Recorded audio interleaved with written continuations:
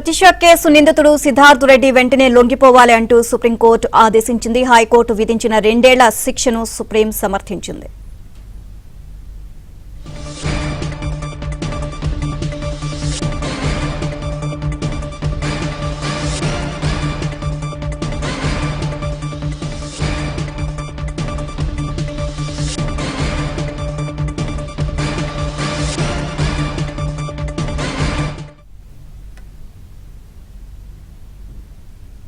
ప్రతిష case నిందితుడు సిద్ధార్థ్ రెడ్డి వెంటనే లొంగిపోవాలి అంటూ సుప్రీంకోర్టు ఆదేశించింది. హైకోర్టు విధించిన 2 ఏళ్ల శిక్షను సుప్రీం సమర్థించింది.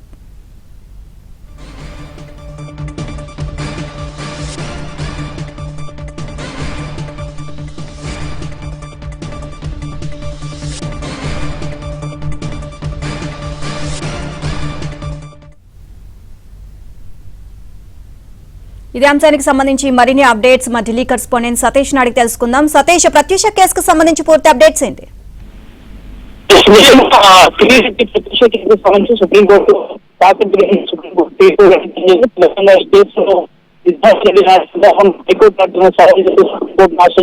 సుప్రీంకోర్టు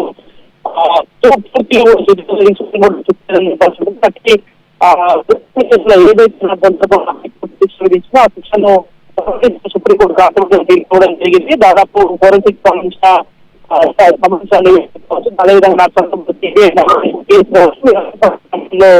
స్పష్టంగా కూడా తీర్పు జరిగింది. 4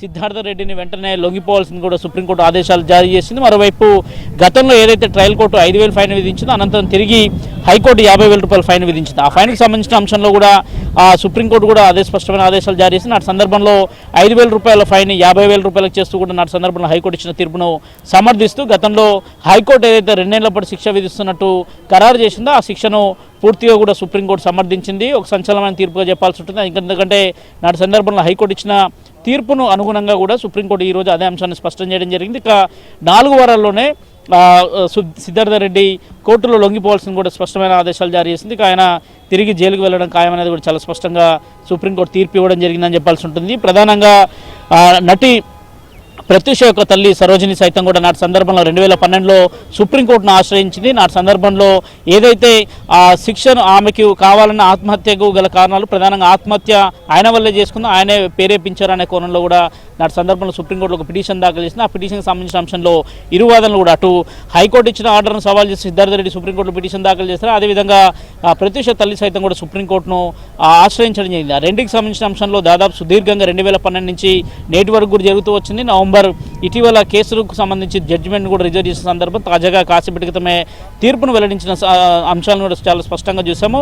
అయితే మొత్తానికి ఈ కేసుకు సంబంధించి దాదాపు 2 ఏళ్ల పాటు సిద్ధార్థ రెడ్డి ఈ కేసులో శిక్ష అనుభవించాల్సిందనేది చాలా స్పష్టంగా సుప్రీంకోర్టు ఆదేశాలు కూడా జారీ చేసిన నేపథ్యం. మరోవైపు 4 వారాల్లోగా వెంటనే లొంగిపోవాల్సింది కూడా ఆదేశాలు జారీ చేశారు. ఇక ఒక రకంగా ఆయనకు సుప్రీంకోర్టులో చుక్కేరని చెప్పాల్సి ఉంటుంది. కానీ నటి ప్రత్యూష తల్లి మాత్రం గతంలో అక్కడ నాంపల్లి కోర్టుకు వెళ్ళిన సందర్భంలో ఆమెను హత్యకు ప్రేరేపించారు. అదేవిధంగా ఆమె ఆత్మహత్యకు వీనే ప్రధాన కారణం అనే అంశాన్ని కూడా నాటి సందర్భంలో కూడా ఆమె కోర్టు ముందు అనేక విజ్ఞప్తులు చేసిన నేపథ్యం. నాటి సందర్భంలో నాంపల్లి కోర్టు దాదాపు 5 ఏళ్ల పాటు శిక్ష విధిస్తే దాన్ని సవాల్ చేస్తూ హైకోర్టుకు వెళ్ళిన సందర్భం చూసాం. హైకోర్టులో 2.5 ఏళ్ల పాటు కూడా ఆయనకు శిక్ష విధిస్తూ ఖరారు చేశారు. హైకోర్టు ఇచ్చిన తీర్పును సిద్ధార్థ రెడ్డి సుప్రీంకోర్టులో సవాల్ చేసిన నేపథ్యంలో తాజాగా సుప్రీంకోర్టు కాసేపటి క్రితమే జడ్జిమెంట్ ఇవ్వడం జరిగింది. ఇక 4 వారాల్లోగా లొంగిపోవాల్సిందిగా కూడా స్పష్టమైన ఆదేశాలను జారీ చేసింది నీలిమ.